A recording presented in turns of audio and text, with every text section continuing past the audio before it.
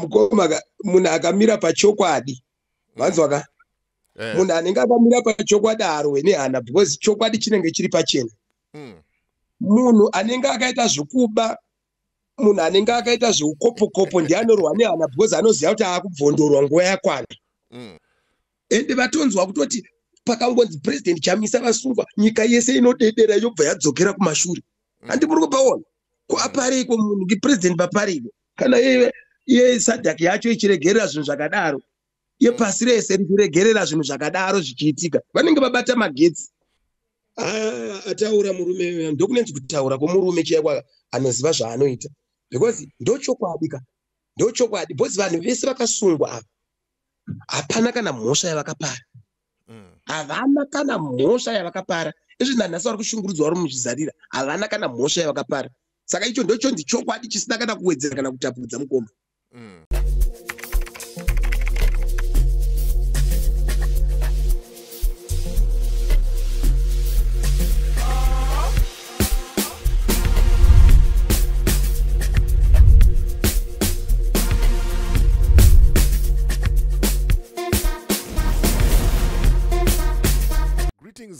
Greetings and more greetings to you good people. My name is DJ Oli and welcome to 2.5 Creative Studios. Chitubu che content, chitubu chisingapwe, chitubu chinonwa nemunhu wese, chitubu chakavhenekwa chikaongororwa nana mazvikokota kunzi aiwaka. Chitubu ichi chine content iri healthy, content iri clean, content yakachena, yakakodzera kunge chikonsumwa nemunhu akaita unge iwewe. Ndosaka uri panapa muzvara nhasi. Saka if it's your first time here, please hit the subscribe button and the notification bell so that you don't miss out on any exciting content uploaded. Nezuro ndakataura kuti ndichazama nepandogona napo kuti ndibate Madzibaba Veshanduko ndivauye navo panapa tikurukure kuti mazuva akuswedera aya haana dzisati dzaakurova here, vanhu vasati vakufunga zvimwe zvinhu here, chii chaakuitika, zviri kumbonyatsofamba sei mahwani chaiwo. But ndisandapinda munyaya yangu iyi ndikutaura kuti kana une business raunaro rauda kushambadzirwa ndibate namba dzangu ndidzodzi dziri pascreen idzo. Kana une nyaya yaunayo yauda kuripota ndibate futi pasame namba idzodzo. Handitika toita sei tofambira nyaya dzacho handitika. And at the same time musakanganwe vari kuda kubatsira Madzibaba Veshanduko, just a token of appreciation sevanhu vari paground, vanhu vari kushanda ndibate futi panhamba idzodzo. Toita sei tofambira nyaya dzacho handitika. Hapana kuti ishoma, hapana kuti yakawandisa, yaunayo iyoyo inoita sei inobatsira handitika. And then kekupesira tisatapinda muvidhio tikutaura nezvegwenzi rephytomed. Kana uri kuSouth Africa bata nhamba dzakanzi South Africa, kana uri kuZimbabwe bata nhamba dzakanzi Zimbabwe. Ndo gwenzi riri kushanda zvamanje manje, ungava une musoro, mudumbu, musana, zvirwere zvakasiyana siyana, gwenzi riri kuita sei riri kuita basa handitika. Right, paline zvamanje manje ndina Madzibaba Veshanduko. Madzibaba makadi? Tiripo makadi mukoma, kuri sewo kwamuri ikoko? Aiwa, kunoku tiri nani chando chete nekunaya ndozviri kutikwadza kunoku. Kunoku kwakupisa manje, kunoku kwakupisa. Alright, aiwa, ndokusiyana kwenguva nenzvimbo. Ichokwadi. Right, Madzibaba Veshanduko, nguva yafamba, kwasara mazuva mashoma kuti tisvike SADC summit and mitauro yakawanda yakungobuda yakasiyana. Mubvunzo wangu wekutanga, hadzisi dzaakurova here, vanhu hamusi maakudududza here kuti taakudzokera kumashure? Mukoma munhu akamira pachokwadi. Vanzwa ka? Munhu anenge akamira pachokwadi arwe nehana because chokwadi chinenge chiri pachena. Munhu anenge akaita zvokuba, munhu anenge akaita zveukopo-kopo ndiye anorwa nehana because anoziva kuti akubvondorwa nguva yakwana. Handi muri kuona? Isi takamira pachokwadi, saka hana irove tiri kuziva chokwadi chiripo kuti zvinhu zvakamira zvakadai ende zvichapera zvakadai. Saka hatirwe nehana isu. Right, zviri kureva kuti hanzi hatisi kudzokera kumashure, ngoma ndiyo takamira pachokwadi. Yes. Hatidzokere kumashure, tiri kuramba takadzvanya because chirwere chiri munyika iZANU-PF. Inofanira kubaiwa majekiseni chirwere chotopera, saka chirwere chiri munyika izvozvi kutaura kwatiri kuita ndiyo ZANU-PF. Right, aiwa ndiri kupanzwisisa ipapo. Then pane mashoko ari kubuda akasiyana-siyana kuti hanzi advocate Nelson Chamisa vakatorwa, advocate Nelson Chamisa vakarambidzwa kuenda kuKenya kwavaida kuenda. Ameno mungaitawo ruzivo nezvazvo here since muri close kwavari? Inini akuka handide because idzonyaya yakaidzoka inini handina hako comment yakanyanya but ndodzinenzi nhema dzokupedzisa ndodzinenzi nhema kuuduka makuhwa chaiwo kunge munhu muroyi akafa uyo ane uduka kana afa anoita tsvina afa ndokunenzi kuuduka makuhwa chaiko chaiko handi muri kupaona because president Chamisa munhu akazvinyararira president wedu akazvinyararira havasi kutaura nemunhu vari kungoziva kunamata musiki kuti Mwari nditungamirirei havana kana munhu wavari kutukanidzana naye kana munhu wavari kupopotedzana naye ko mhosva yavapari yavanganzi vangasunguwe imhosva yei vanhu ivavo vangwarirei mamwe ndinangokurudzira vana veZimbabwe kuti mamwe mastudio aya kaya angwarirei matsotsi mapurojekti eZANU-PF vanoda kudzorera vanhu kumashure kuda kutyisa vanhu zvino vana veZimbabwe haisisiri nguva yekuda kunzwa kuteerera mastatement efazi yemaCIO efazi aya haiwa izvo zvokutamba mukoma takamira pachokwadi idzo inhema dzokupedzisa chaidzo ndakatombozvibvunzawo ndikati ko advocate Nelson Chamisa vakufamba vari 1 here ko kana pavakatorwa pacho vanga vasina security here vanga vasina kana umwe munhu waifamba naye vanga vasina kana vamwe vanhu vaivepo vachizviona zvichiitika ende zvingadai zvakatekeshera nyika yese pasi rese zvingadai zvakazara ende vatonzwa kutoti pakangonzi president Chamisa vasungwa nyika yese inodedera yobva yadzokera kumashure handi muri kupaona ko apariko munhu ngepresident papariko kana iye SADC yacho ichiregerera zvinhu zvakadaro iye pasi rese richiregerera zvinhu zvakadaro zvichiitika vanenge vabata magetsi dai vakangozviita chete nyika ingadai ichipisa kutaura kuno wezi nyika dzese hadzizoregerera zvinhu zvakadaro zvichiitika Bozi ndiye munhu akatarisirwa pasi rese ndiye munhu akatarisirwa nevana veZimbabwe saka ziso repasi rese international community yakatarisa pamukomana kuti ari kurarama sei ari kudyei ari kurarama zvakanaka haanero ari kumushungurudza zvese izvo zvinhu zvitariswa saka kwozoita mumwe munhuwo zvake unotaurawo zvaasingazivi kuti munhu anotaura kwaasina kuswera isusu zvimwe zvinotirwadza koza uri padhuze nepezawarwa neshamhu chaiyo nevanhu eni munhu anotaura zvaasina kuziva zvaasingazive zvokuda kutyisa vanhu zvinorovesa zvinopa vanhu vakadunduira pamwoyo mukoma vanhu vari kurwadziwa yes but sevanhu vanoziva mutemo vanhu vari kufamba nemutemo that's why ndaikurudzira vanhu kuti no toda kupinda zvine runyararo peacefully handika chirairidza pasi rese kuti aiwa zvakaitwa izvi hazvina kuitwa zvakanaka nezvinoti tichibatsira kutaura kwakaita SADC because SADC ndiyo yakataura kuti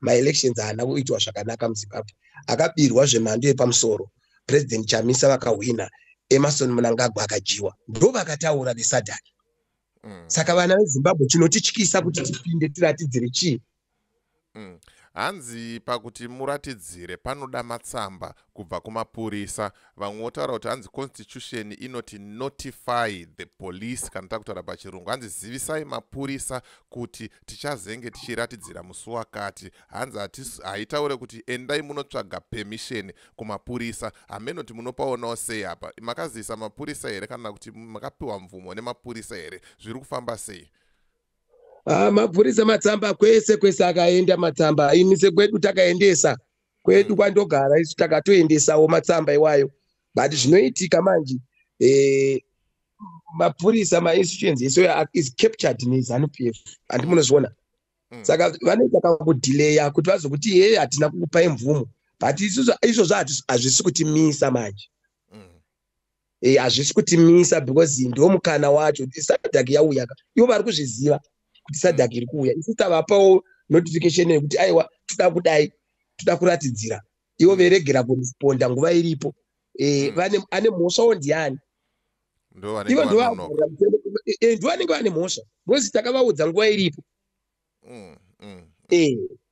Saka ivo vanofanira kuekita nguva iripo. Votipinde nguva iripo. Kwete kuzoti zuva racho zvinzi kwete. Vakadaro ndi vanenge vatsikirira mutemo. Aiwa ipapo ndikupanzwisisa pakajeka. Kune vachangoti bata ndikukurukura na Madzibaba Veshanduko just an update kuti mazuva akuswedera zvamira sei chii chiri kuitika nedzimwe nyaya dzakaita sei dzakasiyana siyana. Nezuro pane clip raicirculata pasocial media remayouth eZANU-PF anga ari kuHeroes achitaura kuti hanzi tinotenda vaMnangagwa vaunza SADC summit muZimbabwe for the first time. Amenoti munooma unosema shoko akadaro. Mukova Zimbabwe yakuda nyasha. Because ukatarisa zvinoitwa vapfana vaiveka. Mukaona zvinoita radio kuti irire ine connectwa pabatiri. Unodzwa nedofo zvaro connectwa kuti taura zvinoti zvinonyadzisa. Izvi ijana kaini. Azvisi zvokuti zvakambinoka zvingatotori vana veZimbabwe kuti vasatogara mumba sezvatiri kuita kana kuti nyika isi itotadza kuita mabasa mutauni nemumadhorobha nokushungurudzwa nekuda kwesummit. Zvatanga gore rino here izvozvo izvi. Amugabe chaivo vakatozviita makore mangani kuwachizviita izvi. Handiti munoona? Zvakoshei pana ED papa. Aiwa ndakatoshamisika kuti chii chiri kumbonyatsoitika pamwe ndini ndisiri kunyatsoziva ndosaka ndatirega ndibvunzewo kwamuri kuti munozvionawo sei. Zvinonyadzisa nyika ino yakutoda nyasha chaibo because vapfana vacho mukatarisa vapfana vacho mukaona ndakachiona chikiripi chacho hangu ka. Mukaona vapfana vese vakutaura kuti hapana kana chinozikanwa ipapo. Vangobva kana Dharuweni kwedu kugurwe ukona uko kwakachuta uko. Ongonziwe taura zvakati hapana ana chiritombozikana kuti the first time yekuita sei zvakutoke zvinhu zvitsva kana ndimi. So inguva yekuti vanhu vazive. So ticharamba tichivadzidzisa tichivaonesa kuti aiwa nyaya iri muZimbabwe inhau yekuti vanhu vakapirwa fiye yokurohwa yokusungwa yokushungurudzwa ndo nyaya yakaitika muZimbabwe. Saka iyoyo nyaya ndoyoda kubviswa muvanhu kuti aiwa hakuna zvinhu zvakadaro because SADC kana yavepo majournalist ese SADC vari kuuya vakawandisa. Security yedu zvionekwe international community kuti aiwa ndo zviri kuitika muZimbabwe. Because apa zvanga kusungwa kwanga kuchitwa naTimba nevamwe vese vakasungwa nekutsvagwa kwanga kuchitwa naChibaya naPrince Duveko na Madzibaba Veshanduko izvo. Handiti zvanga zvisingaoneke neSADC yacho but kana yapo SADC ichisungwa isusu tichisungwa SADC yakatarisa zvakuraridza kuti international community inenge ichiona ipapo. Because ichange chivande because vanhu vachimbovingiwa mudzimba kausiku obatwa. Ana Nyamakanga vakangosvikirwa kumba vakabatwa kupirwa mhosva. Saka zuva reSADC zvine mukana wekuti aiwa takasununguka seni ndinomira pachokwadi. Ini ndichapinda ndichimira nechokwadi muStreet. Chokwadi apa handimbotya hatitombotya kana kupopinda tinotopinda takamira nechokwadi because chokwadi chiripo saka hachityise kutaura. Then pana professor vekuMozambique vabuda vakapfeka uniform yekujeri yemadzimai vachitaura izvo vachiti tiri kukumbirawo maleaders eSADC kuti musunungure vanhu vese vakasungwa ende uyezve mukasaita izvozvo kuudza Zimbabwe kuti sunungure vanhu vese vakasungwa zviri kuratidza kuti mapasisa mapachidhindo kuti kumbunyikidza kodzero dzevanhu kwakanaka ende mamba magadza munhu ari kumbunyikidza kodzero dzevanhu. Amenoti munoti chiine mashoko yayo. Ataura murume ndokunenzi kutaura kwomurume chaiwa anoziva zvaanoita because ndochokwadi because vanhu vese vakasungwa apa hapana kana mhosva yavakapara. Havana kana mhosva yavakapara. Izvi nanhasi vari kushungurudzwa vari muzvizarira havana kana mhosva yavakapara. Saka icho ndochonzi chokwadi chisina kana kuwedzera kana kutapudza mukoma. Aiwa Madzibaba Veshanduko ndinotenda nenguva yenyu yamatiwanisa toziva kuti munenge muri busy muchimhanya muchironga muchiita zvamuri kuita. Ndinokutendai zvikuru. Hameno kana kuti mune mashoko here maviri matatu amuda kuti tivhare nawo chirongwa. Aiwa angu ndiye kungokurudzira vana veZimbabwe kuvashingisa kuti aiwa zvakuda kushinga nekubatana kuti tikunde hondo iyoyi tikunde kudzvinyirirwa kwakadai. Kana nguva yaSmith vakakura munguva yaSmith vanoindipupurira. Yadarikwa nenguva yatiri kurarama panguva yaED. Yakadarikwa zvakapetwa kaviri katatu chaiko chaiko.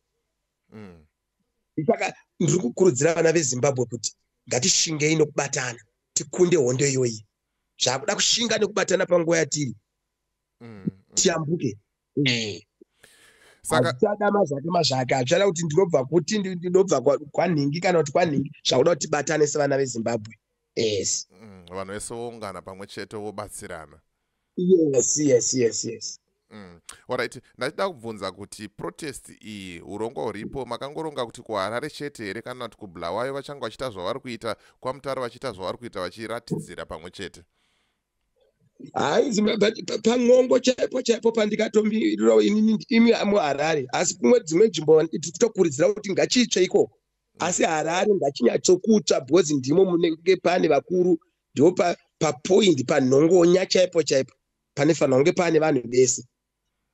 Aiwa, ndinotenda Madzibaba, vanhu vari kuzvinzwira, vanhu vari kuzvionera kuti hanzi ngoma ndiyo hatisi kumira, hapana kana chekutya, hapana chekudzokera kumashure. Vakaedza zvavo kufamba nemapuma nematengi nechii vachiratidzira kuti zvombo zviripo vachida kuvhundutsira vanhu, but vanhu vari kuti hanzi hapana kusiri kufa. Tikasaratidzira tichafa nenzara, tikaratidzira tichafa nepfuti, but havazotiuraye tese. Vanhu vazvipira kupinda mumugwagwa. Madzibaba Veshanduko, ndinokutendai netime yenyu. Yes, very sorry mukoma. Pane pamwe pangada kuti ndidzidzise vana veZimbabwe. Pane chimwe chitsotsi chiri kuitika muZimbabwe. Alright, taurezve. Good.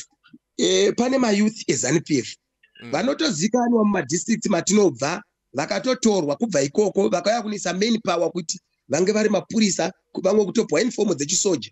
Hati muri kupaona? Saka vanhu ivavo tikutokurudzirawo mapurisa nemasoja kuti batai vanhu ivavo, vanokukanganisirai basa, vanokukanganisirai nyika. Ndimi vanhu vatinovimba navo, munotichengeta munyika. Saka hatide kukanganisirwa nyika nekuda zvinhu zvakadaro. Imimi mapurisa nemasoja musashandiswe nemapoliticians kusvika pakudaro. Mirirai vana veZimbabwe, mirirai nyika. Ndatenda hangu. Aiwa, tinotenda. Vanga vari Madzibaba Veshanduko vachitaura pamusoro penational shutdown. Hanzi hatisi kumira, hatisi kudzokera kumashure, ngoma ndiyo handitika.